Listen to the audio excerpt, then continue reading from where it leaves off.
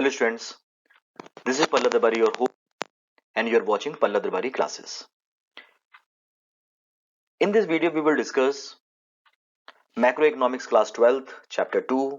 The name of the chapter is Money and Banking. This is my fifth video on the topic banking. In this video,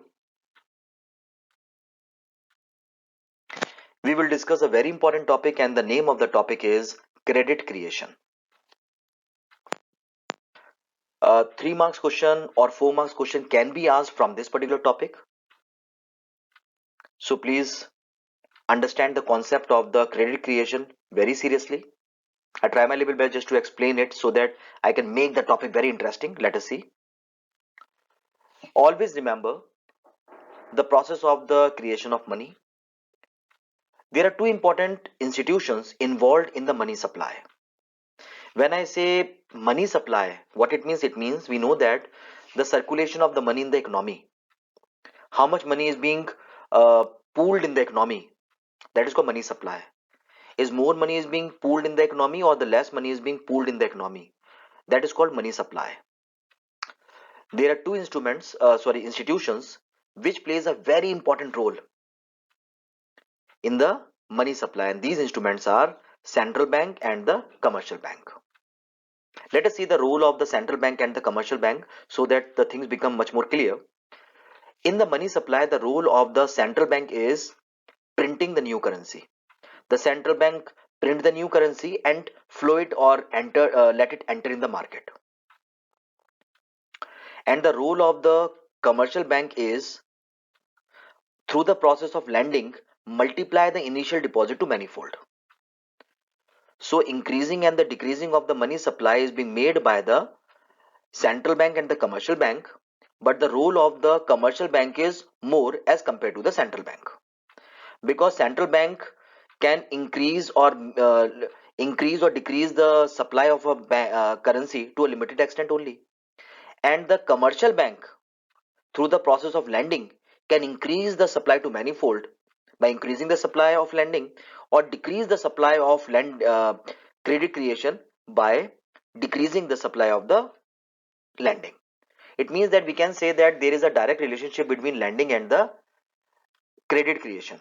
If the supply of the lending will increase, the credit creation will increase, and if the supply of the lending will decrease, then the credit creation will decrease.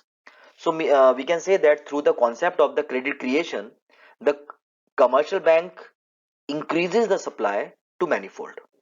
So the role of the commercial bank is more as compared to the central bank. Obviously, both are having the role, but as compared to the two institutions, commercial banks plays a very important pivotal role in the creation of money or the supply of money. We know that the people deposit their money in the respective accounts. When I say in the respective account, we know that the people come and deposit the money in the saving account, people come and deposit the money in the current account, in the fixed deposit, in the recurring account. So we know that the people are keep on coming and they are depositing the man in their money in respective accounts. As per the central bank guidelines, the commercial banks are required to maintain a portion of the total deposits in the form of cash reserve. The question is why the commercial bank has to keep a certain percentage in the form of a cash reserve, so that when the depositor will come, they are in the position to get back the money demanded by them.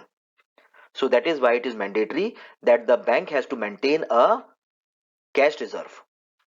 All the money which the banks are getting in the form of the deposits, they are not supposed to spend it. They are not supposed to lend. Certain percentage they have to hold all the time so that the depositors' demand should be meet out. With the help of the past experience, we know that the commercial bank knows that all the depositor will not turn up for the withdrawal at the same time. The bank already know that all the depositor will not come and withdraw the entire money. They know that a certain depositor will come and they will withdraw the certain percentage of the deposits. So accordingly, they maintain the reserve so that they are in the position to honor the depositor's demand. The second portion, the leftover, what they do, they will lend to the other people in the form of credit, loans, and advances. This second portion of the total deposit that is responsible for the credit creation. This loan, this money which the banks give to the people in the form of the loan, in the form of advances, in the form of credit, is responsible for the credit creation. And the process of the creation of the credit money begins as soon as the commercial bank start lending process. The day or the moment commercial bank start lending the money, this process of credit creation starts automatically. The amount of the credit money increases as the bank lend the loans, and it will decrease as the bank decrease granting loan to the people. So we can say that the credit creation totally depends upon or is encircling around lending the money. It means if bank gives more loan to the people, then the credit creation will increase. And if the bank will give less loan to the people, then this will decrease. So the credit creation totally encircling around lending of money. The depositors of the money, we know that the depositors uh, or the money which the people are depositing in the bank and the subsequent lending of the loans by the commercial bank, these two things, depositing and the lending, these are the never ending process. It will never end.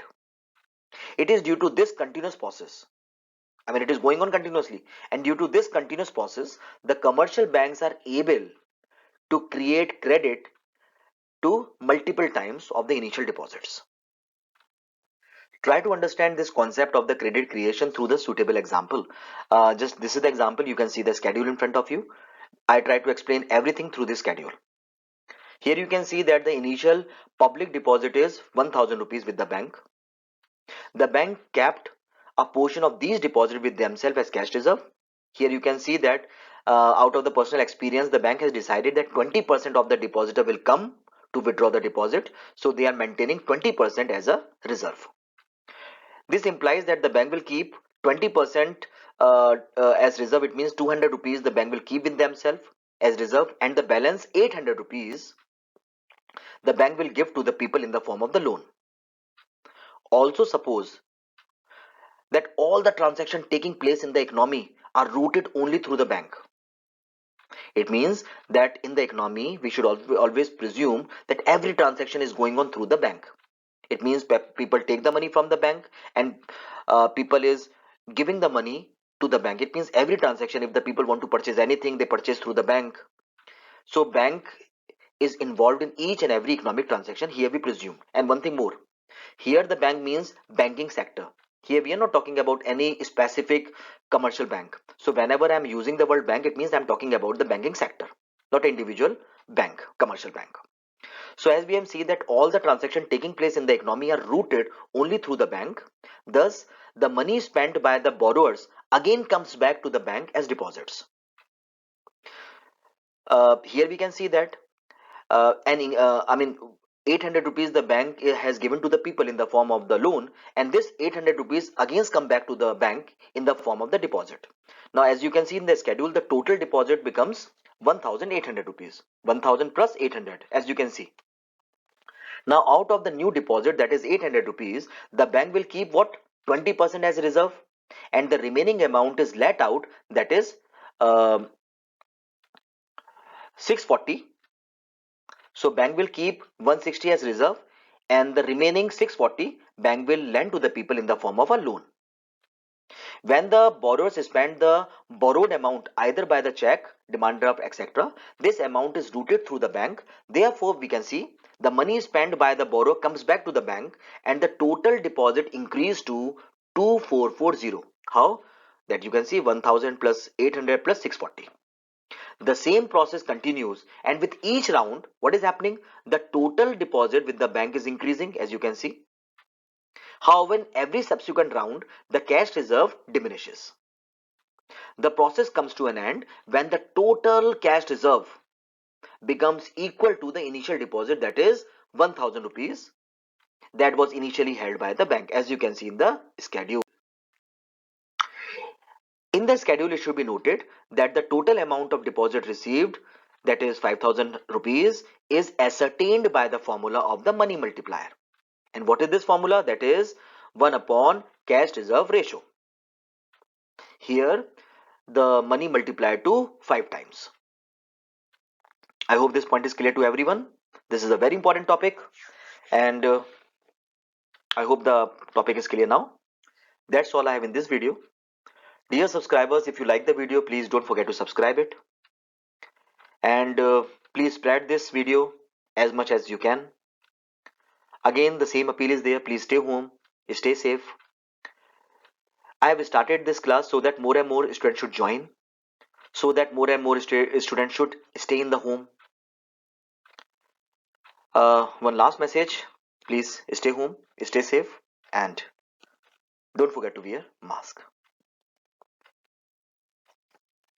Om Shanti.